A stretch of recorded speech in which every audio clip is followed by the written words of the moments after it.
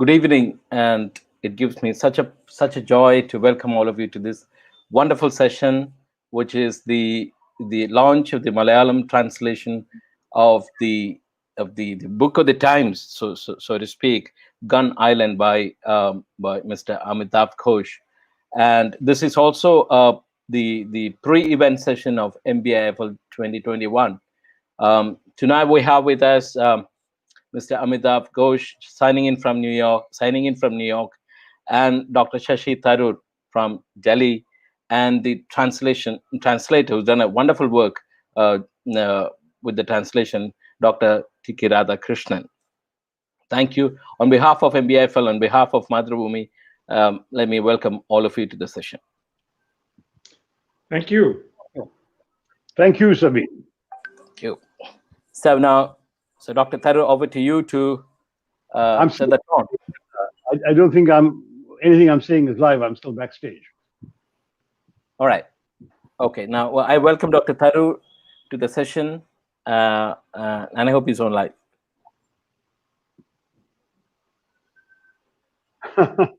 I'm not. Are you? I'm here and I can hear you, but I have now we're on.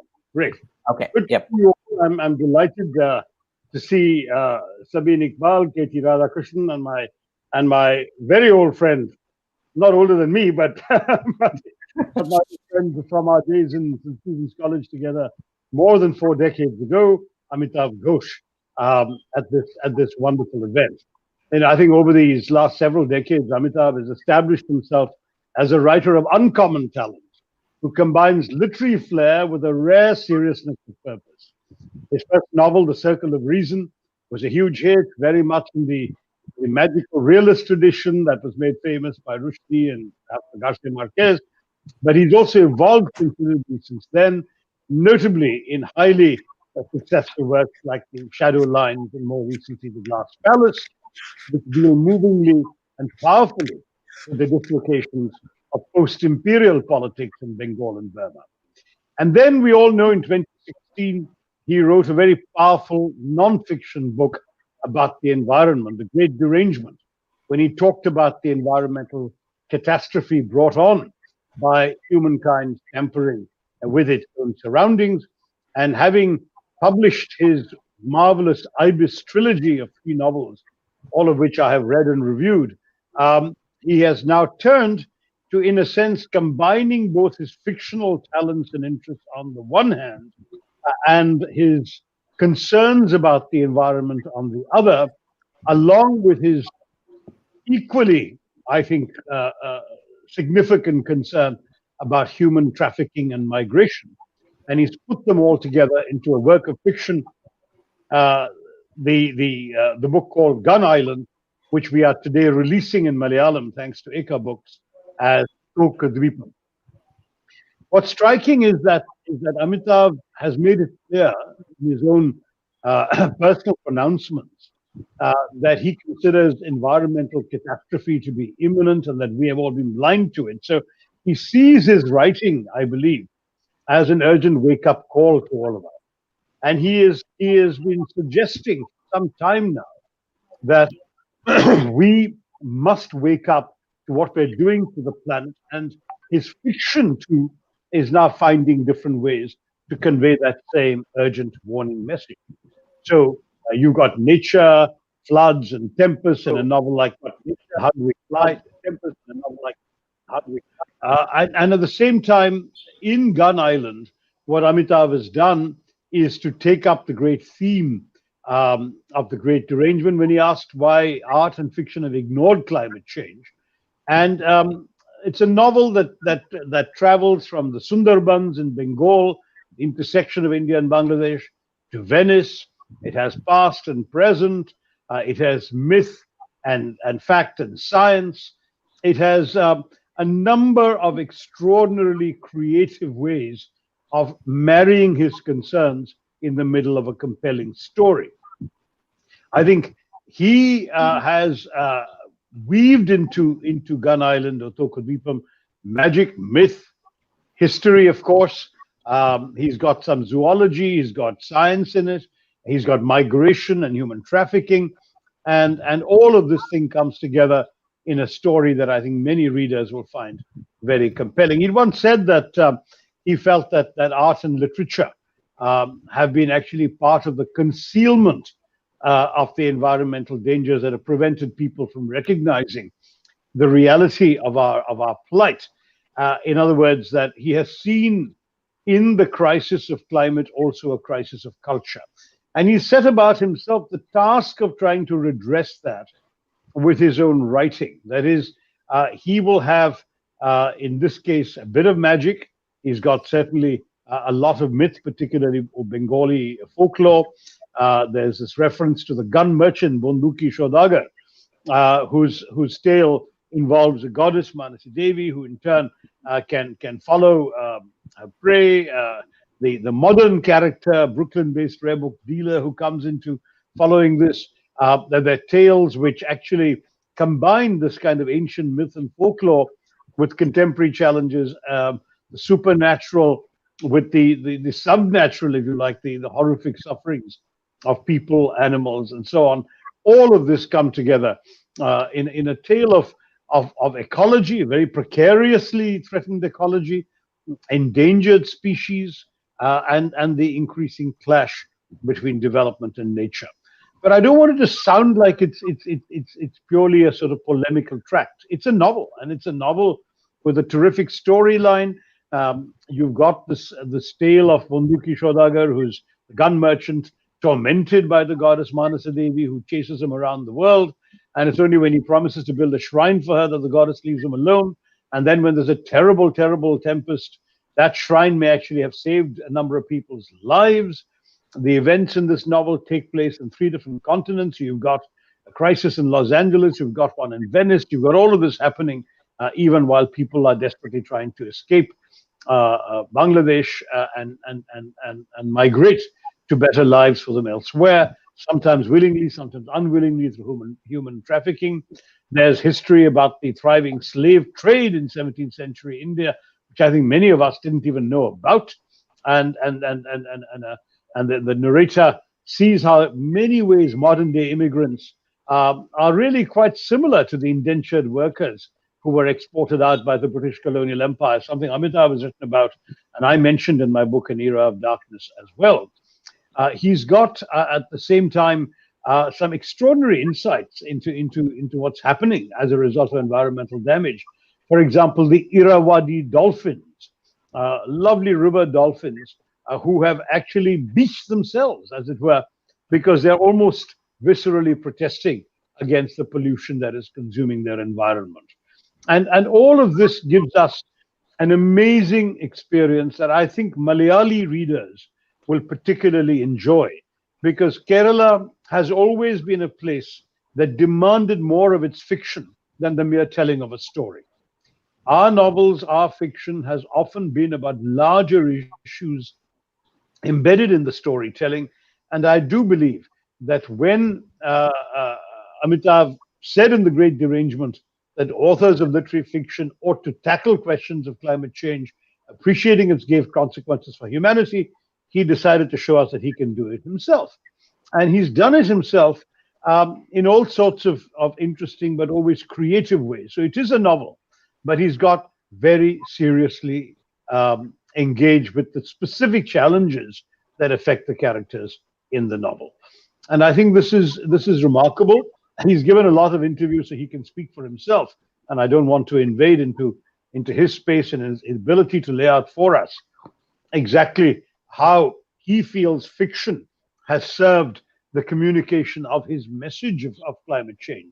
But I would argue that the telling of the story of immigrants, the rights of refugees, human trafficking victims, and so on, and the story of the climate crisis gains, in my view, from being caught up in all of this drama that includes a certain amount of imperialist history and the slave trade, a certain amount of contemporary history and modern political realities, along with the myth and folklore of the Bonduki Shodagar and Manasa Devi, and this drama, the existence of the supernatural, the surreal, along with the horror of the climate crisis and the environmental damage. All of this comes in together So when you have a snake bite in Los Angeles or a venomous spider in a big city apartment, you are actually looking at consequences of climate change.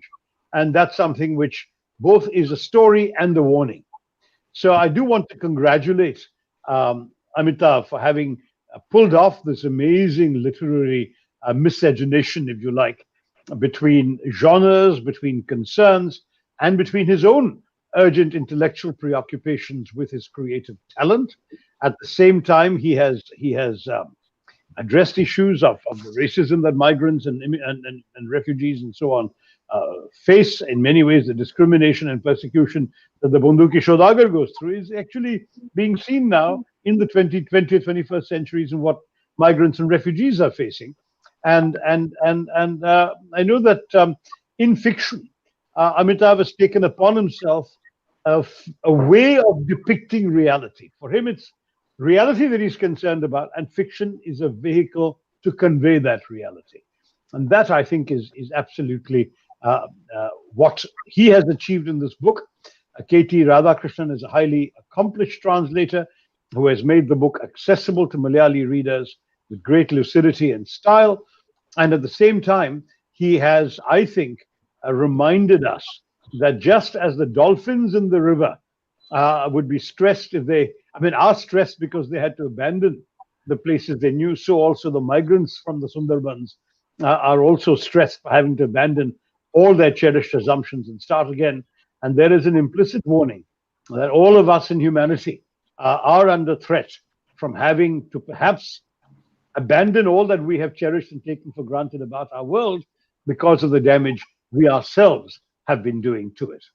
So let me congratulate Amitav Ghosh again. He's written so many good books. He doesn't need new congratulations, but I think each book is a work of effort, of achievement, and represents a new building brick in his very considerable edifice of literary accomplishment.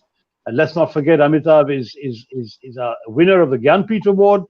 He's somebody who has achieved a certain stature in Indian English writing, and I believe in Indian writing, irrespective of language. And I'm glad the barrier of language that has kept him away from those who prefer to do their literary reading in Malayalam has been overcome by Eka Books with the publication of Tokadvipam. So once again, congratulations to all concerned, and my very best wishes to Amitav for the success of this book.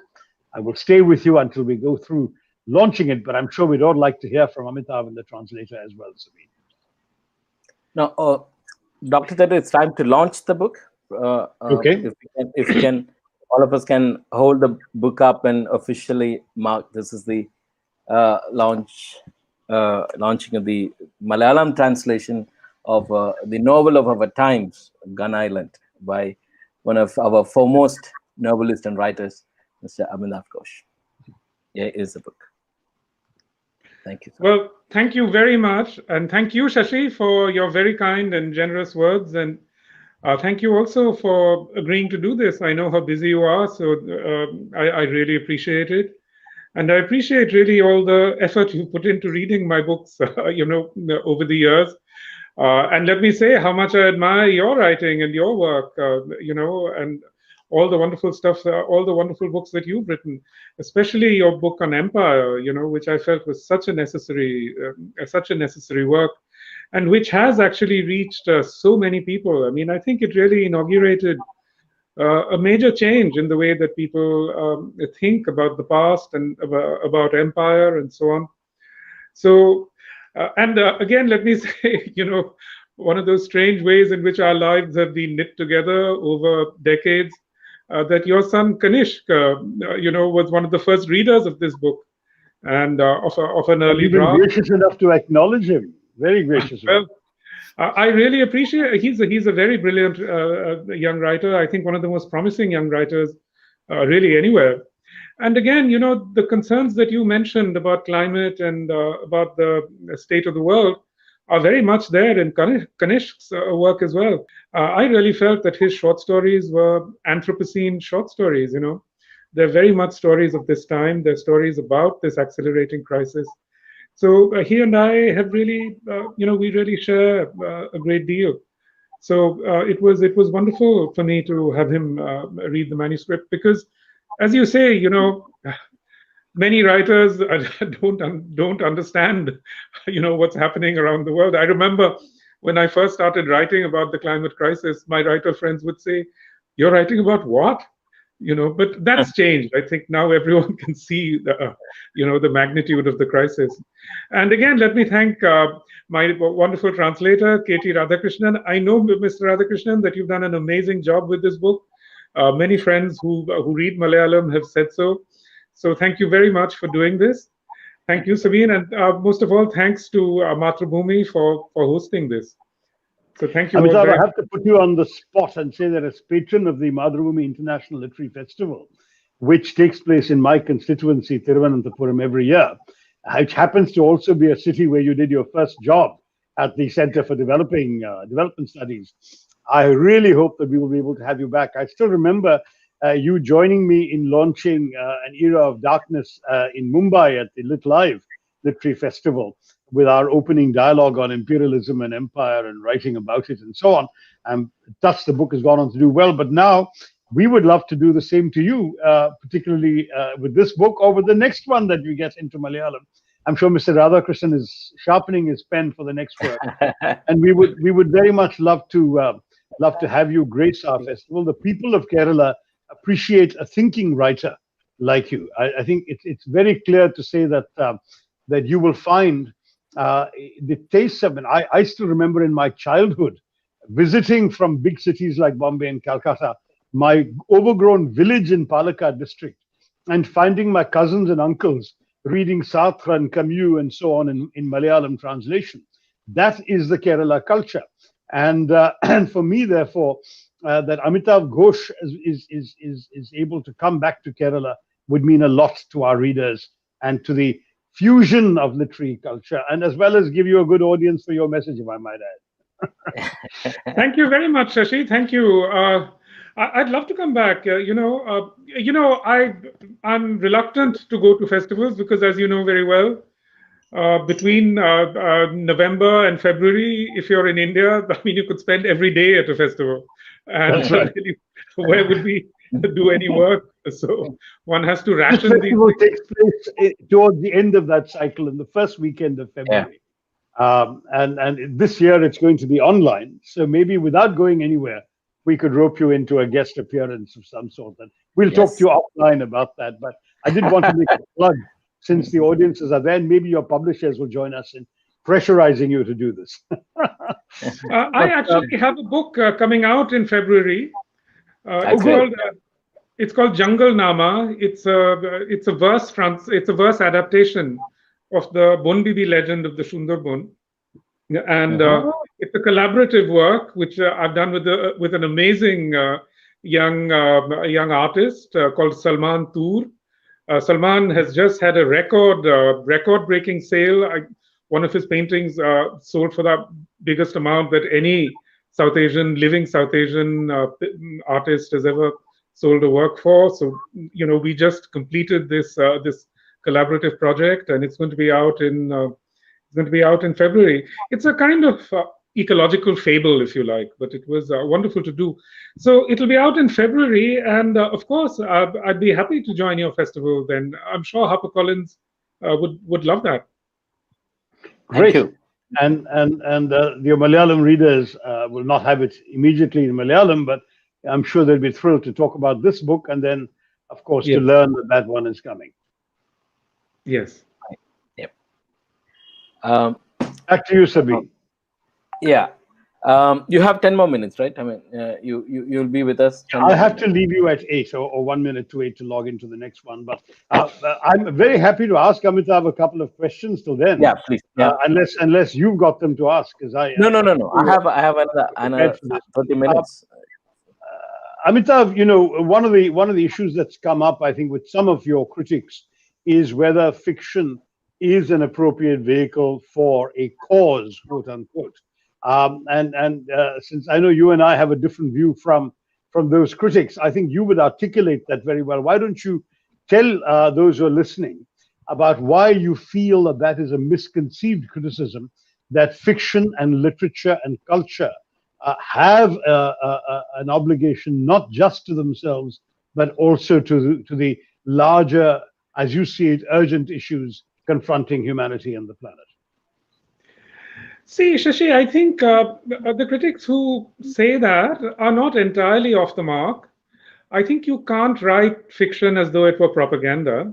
It didn't work. It didn't work for social realism, and it is not going to work for necessarily for for our present crises. What I do feel is that as a writer, I've always written about the reality that I see around me. And that reality right now is actually this crisis that we are all living in. So it's not so much a question of writing about it as, as propaganda as such. It's just about opening your eyes to what's actually happening around you.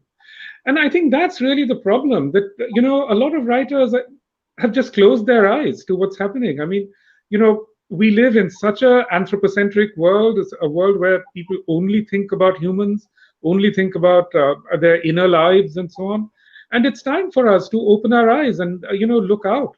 And as you say, especially Malayali writers have always had that aspect to their work, to look outward, to try and understand the world that is around us. So I don't think it's in any way a departure. If you look at especially Bengali literature of the, really even 20th century Bengali literature, so much of it is so much engaged with the natural world. Titash Akhtar Nodin Nam, Titash is the name of a river, is a very famous, it's by Advaita Mollabarman, who was in fact a Dalit writer, and it's a wonderful book, one of the great novels of the 20th century, and that was very much an environmental novel, if you like. Similarly, if you take in English John Steinbeck's Grapes of Wrath, I mean, that's absolutely a novel about climatic disruption. So all, writers have always written about this. Actually, the irony is that it's only in the last 30 years that, writers have become so urban-centered, so interior, so much focused, on domestic issues, so I would say that is actually the real departure. Well, one of the issues that comes up, Amitav, I mean, I remember in your book, I think it was Flood of Fire, the last book of the Ibis trilogy, you have a character, Neil, who says, it's madness to think that knowing a language and reading a few books can create allegiances between people. Thoughts, books, ideas, words, if anything, they make you more alone because they destroy whatever instinctive loyalties you may once have possessed. Now, that's a provocative statement. It's made by a fictional character, not by you. But how do you feel about this observation of Neil? When you write a book, are you trying to create allegiances for a certain cause that you want people to wake up to? Are you, on the other hand, destroying their ability to be connected to others and making them more alone, as Neil would suggest? I would say, first of all, that I don't set out with an objective as such in the writing. I mean, writing can't be programmatic. You really can't set out to, persuade people one way or another. So, a story takes place in your head, a story begins to unravel, and, you're a novelist. Apart from all the other things you are also a novelist. It's impossible to write a novel if the story doesn't grip you. If the story doesn't take possession of you. Writing a novel is in a way a kind of it's a kind of possession. You become, as we would say in Bangla, unmad. I mean, you become possessed by it, really. And it's impossible to finish a novel unless you have that feeling. So you simply can't do that in a programmatic way. It just has to happen organically. Right. I mean, I would argue that all the major themes that I've seen in your recent work are present in this book, because you've got climate change, obviously, which is the principal theme, I would argue, but there's definitely also got to be visible here the question of racism and migration, the whole issue of how human beings exploit each other, the ways in which human beings in exile are destroyed and made anew, as indeed in this book, animals also are. Um, and the fracturing and transformation of human societies. All of this happening at a time in which barriers are being lowered, new ones are being erected, um, and of course, human greed is animating much of what's good and bad about all of this. How do you feel, Amitav, that do, are these the concerns that you are going to find yourself focusing on in further writing, or do you feel you've said what you want to say about these big themes I've seen in your last 3 or 4 books?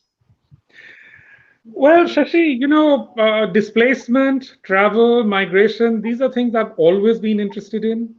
And I think my early experience in Kerala really fed into that, because it was very striking to me how diasporic Malayalis are. I mean, as you all know, I mean, I'm sure, all of us, if you look at us, we are migrants in one way or another.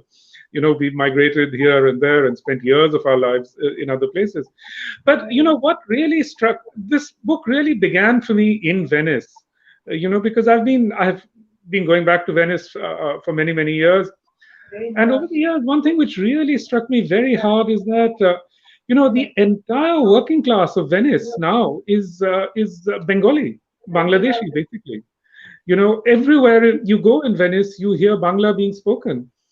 And Right. not just in Venice, it's also in New York. I mean, in Brooklyn, sometimes I open my window and I hear Bangla being spoken on the streets because, the construction workers in Brooklyn, the people who fix your, the exteriors, they're all Bengali. Amitav, I do mean to interrupt, but since you mentioned that story, I was in Rome and I looked up the tourist guidebook, Michelin or whatever, and it recommended a particular place for the most authentic Italian food and one particular Italian dish I was looking for at that time. As a vegetarian, I have my limitations. So I happily went off to this Italian restaurant, sampled the dish. As I was getting up to leave, I found myself, because of the situation on my table, walking past the kitchen. And it so happened the kitchen door was slightly open and there was Bengali singing going on. So with incredible rudeness and boldness, I pushed the door open of the kitchen. And there were these chefs, complete with chef's hats and all that, who were all Bangladeshis or at least Bengalis, singing away in Bangla to keep themselves going while they were cooking this most authentic Italian food recommended in the Michelin guide. So there you are. I mean, but do continue with your story. It's exactly as you say. I mean, it's the same in Venice. I mean, the people who make the pizzas, the people who play the accordions, they're all Bangladeshis. So I became very interested in this, and I actually spent a long time in 2015, traveling around Italy, just interviewing the migrants, who'd come across the Mediterranean, risking their lives. So there's a huge difference between the way that people are moving right now and the way that Malayalis go to the Middle East, because Malayali migrants are all basically middle class, whereas the Bangladeshi migrants and the Pakistani migrants who are, there's a huge number of Pakistani migrants as well. They're in different industries, so they're not so visible maybe. So I spent a long time interviewing these migrants, and you get a very different story when you speak to them in Bangla or Urdu or whatever. And I was very struck by the way the world is changing. I mean, this is an almost unstoppable flow of people. And some of it is driven by climate change, and some of it is driven by technology, by communications technologies. There you are. Well, I'll have to leave you all. I'm sorry to miss the last bit of the conversation with the translator, Mr. Radhakrishnan. Congratulations, you too. Thank you, sir. And Amitav, good luck with the next book. Sabine, I look forward to seeing you at the Madhubhumi Festival in the first weekend of February online, around thereabouts. Thank you all very much, and all success to Tokadvipa. Thank you. Thank you very much, Shashi. Thank you for doing this. My pleasure. Thank you. Well, I'm back with Mr. Ghosh and Radhakrishnan. So before I go back to Mr. Ghosh, I mean, you've been, as a translator, been a bit quiet. So let me just, ask him, how was the experience of translating Gun Island and translating a writer of Mr. Ghosh? did it make you nervous, or what was it? Uh, it did not make me nervous. I should say that, because translating from English to Malayalam is not so difficult, particularly when it is from an Indian writer. And Dr. Ghosh's writings, I have enjoyed them very much. I started with an antique land, in an antique land, and then read most of the other books, not all. And I have almost every one of them in my library behind me. And the translation started. I started the translation for Westland Publishers through their representative, Mr. V.C. Thomas, who was in Cochin at that time.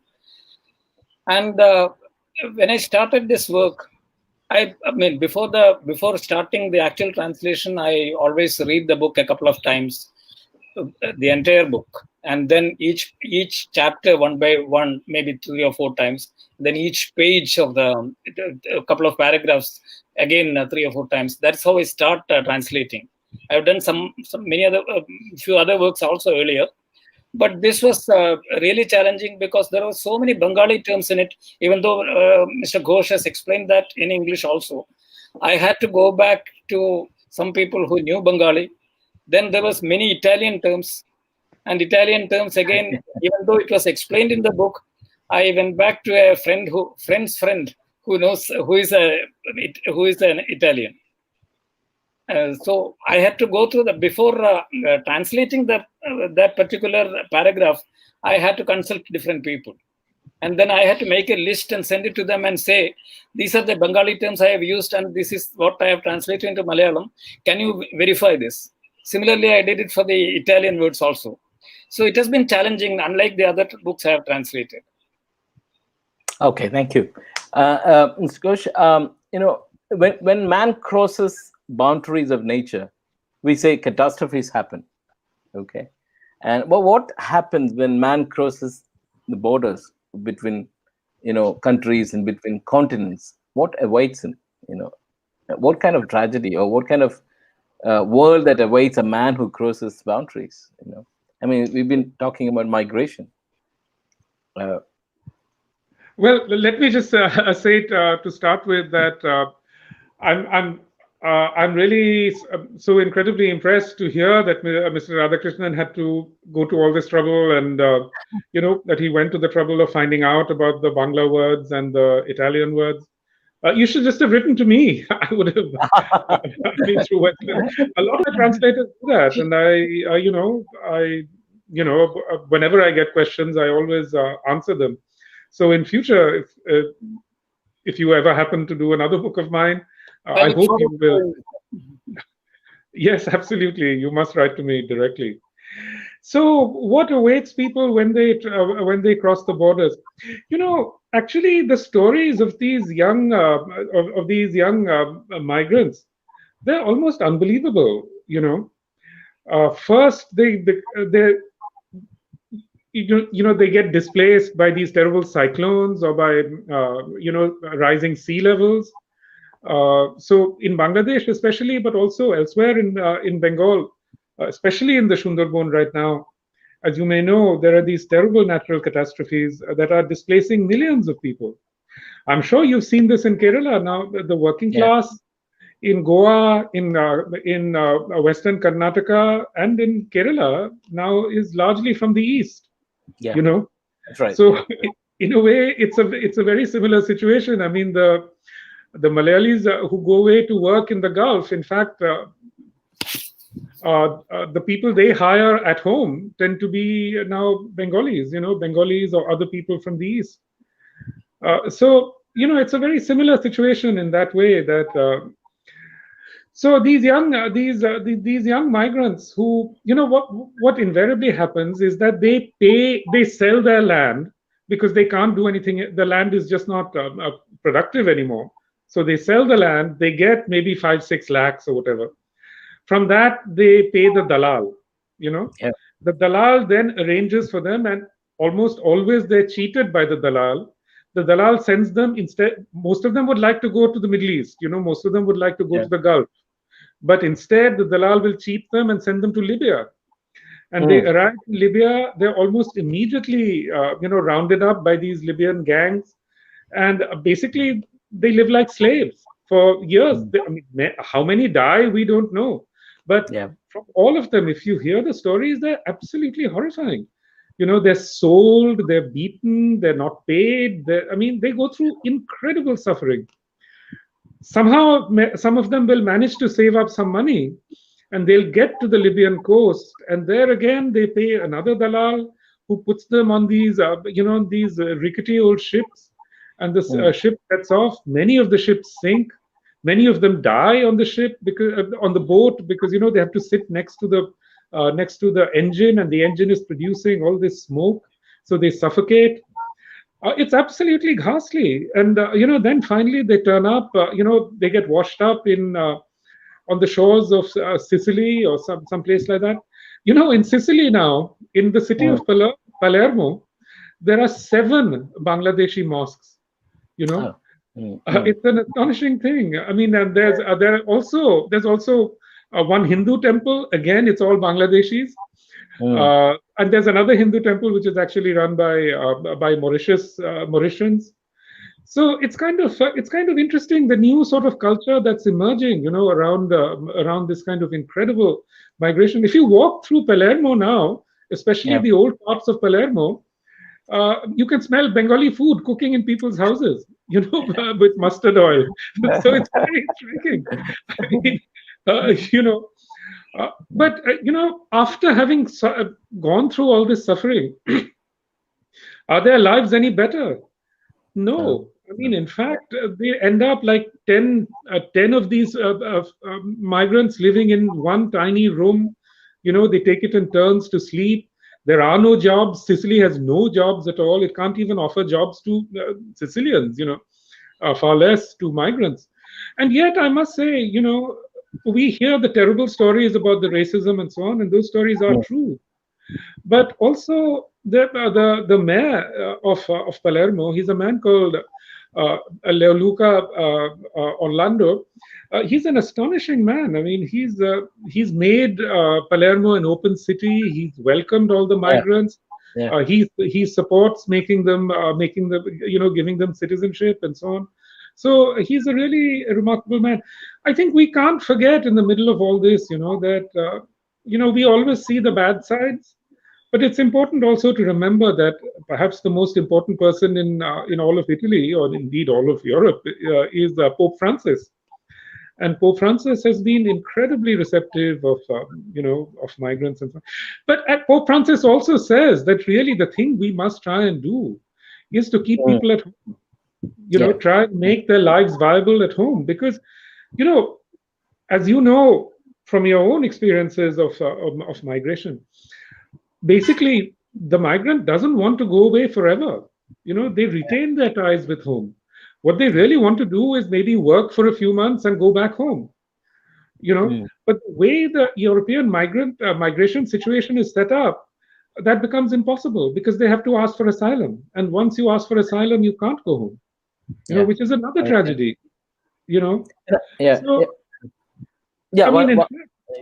Please. Sorry. So that's the real tragedy for them, because they really just want to go. They want to work for a bit, and then they want to go home. And similarly, Italians can't manage anymore. Without the migrants. The migrants, they work in the restaurants, etc. They also work as healthcare givers. All elderly people, depend on a migrant who looks after them. It's the same as, this has happened also in Goa. I'm sure it's also happened in Kerala. Goans no longer do manual labor, in the same way, Italians don't do manual labor. Same with the Middle East. They need the Asian expatriates. Actually, most of the glittering cities, were built by the Asian expatriates rather than the local. With no offense to them, they haven't built the cities. The expatriate built it, and now And when I look at the Asian expatriates in the Middle East, they're a unique uh, community of expatriates, because they can't own anything in the Middle East. Therefore, in fact, there is a wonderful book by Deepak Unnikrishnan, Temporary People. Brilliant book on the immigrant Malayalis and the Asians in the UAE. So in that way, yes, as you said, it's a sometimes it's a point of no return, but they go. What are the compulsion? Is it the, as you said, the climatic situation, or the natural catastrophes back home, or the bad leaders, bad government that force these people move away or travel? And I mean, or is a combination of both? I mean, Look, I think some part of it certainly is to do with material things. I mean, people yeah. just want more money, or want higher incomes. But what has happened in Bangladesh, this is the impression that I get from talking to all these young people, is that it's almost become a rite of passage. If Hmm. you're like in your late teens or early 20s, and you're still at home, it's almost shameful. People will ask, Hmm. "What are you doing here?" Why aren't you? See, just put yourself in a situation, and this is where I think communications technologies have completely disrupted all Hmm. our ideas about the world, and most Hmm. of all, our ideas of belonging and rootedness. Imagine, as you know now, the reach of the internet in India and Bangladesh is actually far greater Hmm. than in the West. Yeah. Everyone can access the internet through voice activated smartphones. So all those kids, I mean, imagine a young boy who's working in his father's rice field. you know Hmm. uh, Working in a rice field is not fun, as I'm sure you know. Yeah. I mean, it's back-breaking labor Yeah. in the intense heat with snakes and mosquitoes and all that horror. But this boy has a smartphone which they share, which they power with solar power. you know and on Yeah. this smartphone, he has social media feeds. He can see his cousin, and his cousin, who is in Sicily, will not take a picture of himself in his room which he shares Yeah. with 10 others. He'll take a Yeah. picture of himself standing outside some fancy shop, or some big car which is not his, but he'll take that picture and send it to his cousins, you see. So what does it do? It creates these networks of desire. you Yeah. know That's right. I think Yeah. we cannot forget this. I mean, what has actually happened in the contemporary world, when migrants say we want a better life, what they're really talking about is consumer goods. It's about a fantasy that's planted in their Hmm. head through social media. And once that fantasy is in your head, you can't stay at home. It becomes impossible. Yeah. Yeah. So I think we are facing something which has something to do with material circumstances, but there are many forms of desire in this. I Hmm. mean, I'm sure you've seen, with your own relatives and so on. Yeah. It's not, they don't have to go, Yeah. but they want to. They want to have all the shiny things, which, we all wanted at some point in our lives, I suppose. So, Yeah, because I live in a I mean, I'm from Varkala, but it's a Gulf pocket. We call it a Gulf pocket, where the invariably one or two people from a family will be in the Gulf. We call it Gulf. So after graduation, every boy is expected to go to the Gulf. They yeah. ask him, "Are you going?" Or it's there's he can't escape that fate. So Even before graduation. Even before yeah, graduation. yeah. If he's making trouble at home, he'll be sent Yeah, that's right. abroad. So that sort of thing. So Mr. Ghosh, before we pick up questions from social media, just want to ask you, in Gun Island, you weaved, as Shashi has stolen my question, but then I have to ask this, because you've weaved facts and folklore into fiction. It's a fine art. It's a fine art. I mean, especially when we see celebrated writers writing out of fiction. I mean, it's more of them, more around. But this fine art of weaving facts and folklore, in this case, into fiction, how challenging? I mean, how was it a challenge? or is it was it challenging for you? I mean, this I find, I mean, because the risk is I mean, it shouldn't be an academic work. Like, it shouldn't look like a research work. But then it's fiction, it's novel. But then there are facts, there is folklore. So that's a craft, in it. So can you just talk about that? Sure, but let me. It's so interesting that you're from Varkala. I remember in '82, it was such a tiny little place with a wonderful beach where there was nobody, and you could just sit on that beach. There was nobody there, but I gather over the years it's completely changed. By the way, let me do a little plug of my novel. This is based at Varkala. This is wonderful. Wonderful. So you should come and see. Varkala has changed. The beach has changed. The cliff has changed. So it was so picturesque with that cliff and the little beach. Yeah. Wow. Anyway, yeah. So back to the craft. See, I wrote this book, The Great Derangement, which is really about how contemporary culture has become blind to the realities around us. And in writing that book, I really came to a deep conviction that, modern forms of literature really cannot respond to the disaster that we are seeing around us. Because modern forms of literature are fundamentally, they're premised on a kind of modernity which is completely anthropocentric, which is completely focused on the human. That's why we talk about the humanities and so on. So I started, I came, where else can we look? As writers, where else can we look? And I'm fortunate in that, I'm bilingual. I can read Bengali texts, even medieval Bengali texts. So I started looking for especially pre-modern Bangla texts, And I went back to, say, the Manasha Mongol. Manasha Mongol is actually a very, there are these Mangal Kavyas, which are long, epic poems. And the one that I particularly liked was the Padma Puran, which is also about Manasha Devi. But what really struck me about these poems is how alive they are to the world around us. Manasha Devi is actually, how shall we say, she's the voice of other beings. She's the voice of non-humans, of animals, if you like, but also of the weather. The Manasha Mongols are filled with these catastrophic weather events. So in so many ways, when you read something like the Padma Puran or the Manasha Mongol Kabbo, what is very striking is that they are much more attuned to the reality of Bengali life. What it means to live in a land which is really tormented, by its location, by cyclones, by these tidal waves, and by snakes. Snakes are such a reality, in the life of the countryside.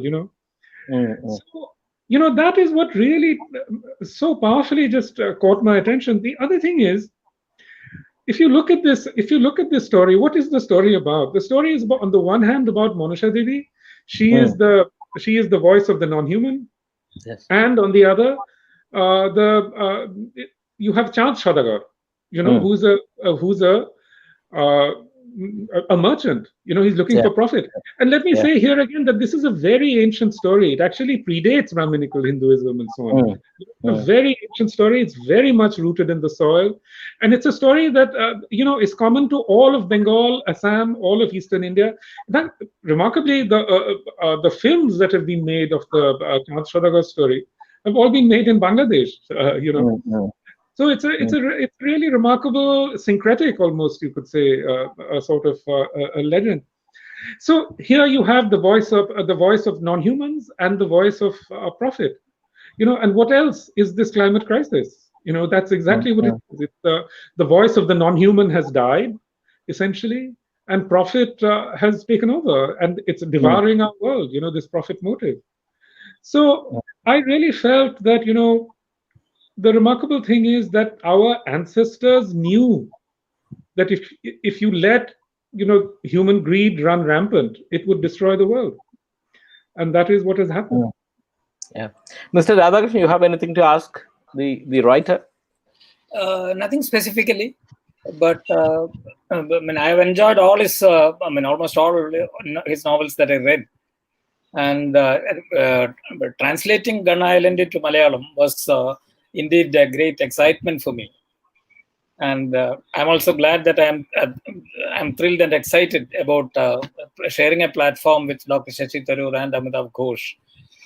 And within a few years of my translation career.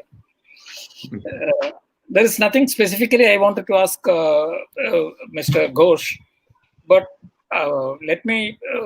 The only thing that I wanted to ask him about earlier, during the translation time, which I got clarified myself, was about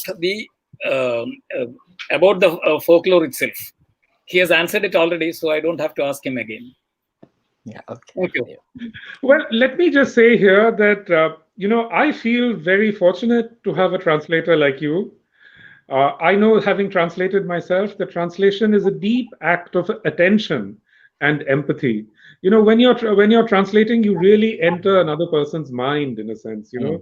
because you see how their mind works through the grammar, you see through the syntax. So it's, in a way, it's the closest kind of attention we can pay to another human being. So I always really appreciate very, very much, the work that translators do, and especially conscientious translators like yourself. So thank you very much for doing this, and I hope we'll have an opportunity to work together again sometime in the future. Thank you, sir. In fact, one of my friends who doesn't read books much, he was telling me when he knew that I have translated a book, he told me, writing an original book is very easy. You can write anything, but translating is not so easy. On that, and can I ask you, translating, Mr. Ghosh, has it affected your writing, or has it? How has it affected you as a person, as a reader, as a writer? How was the experience? Did it affect you? It has. I think it has improved my craft. In forming words, sentences in Malayalam, it has really helped me, because I have been translating books which were totally different genre. But definitely it has helped me, and I'm sure it will help me. It will get reflected in my future translations too. I've got a question we picked it from Facebook. It's by Sudhir N. Dear Amitav, what do you expect out of politicians like Shashi Tharoor in handling the climate change? Can you share us your worries about the politics of climate change? The politics of climate change. Well, let me say, having known Shashi as long as I have, and, I have just the deepest respect for him. And he's a very thoughtful person, and he knows, and he's very well informed. In that sense, you can't really compare him with the politicians as such. He's a leading intellectual, and he's incredibly well informed. And I think his constituents are fortunate to have someone like him as their representative. I don't know that Shashi has actually produced a climate program, or that he's intervened very much in climate issues. But I did see one thing that he put out.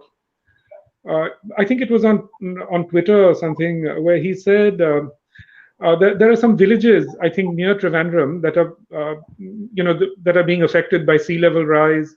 Yeah. So the villagers are increasingly swamped, and he suggested that the government build a seawall, to hold off the sea level.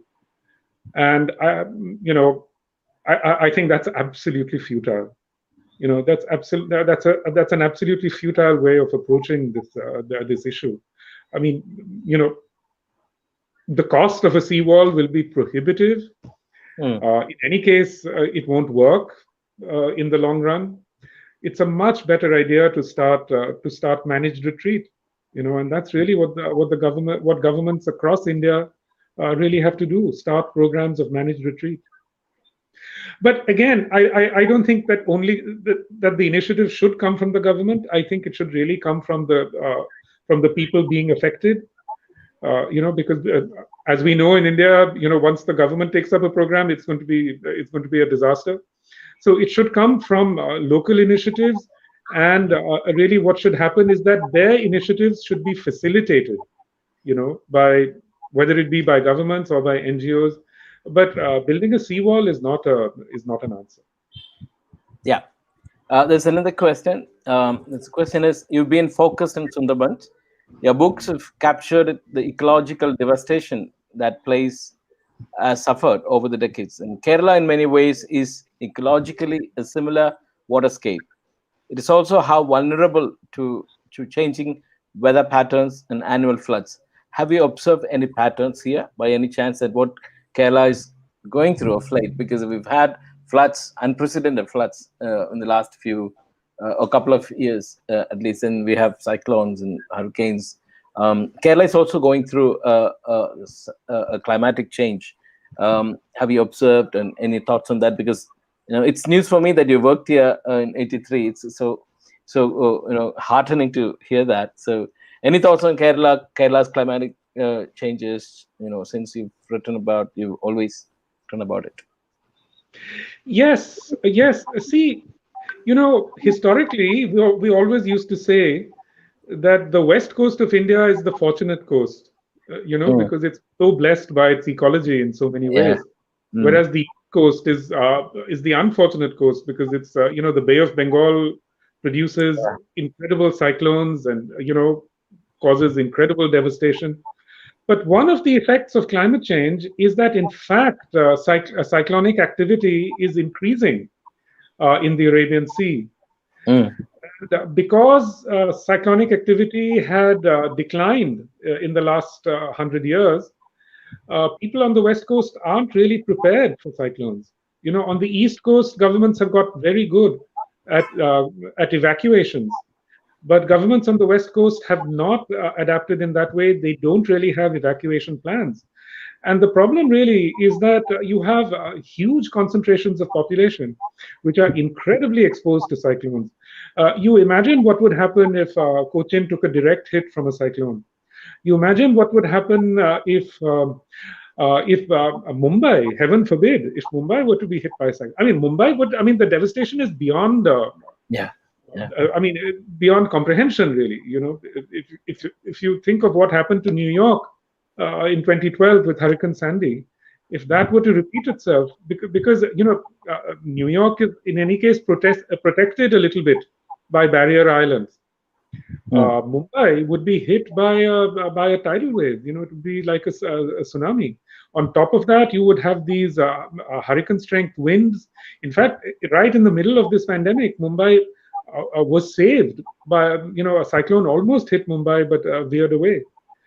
So I really feel that in the west coast, one thing that local authorities have to do is to take increasing cyclonic activity into account.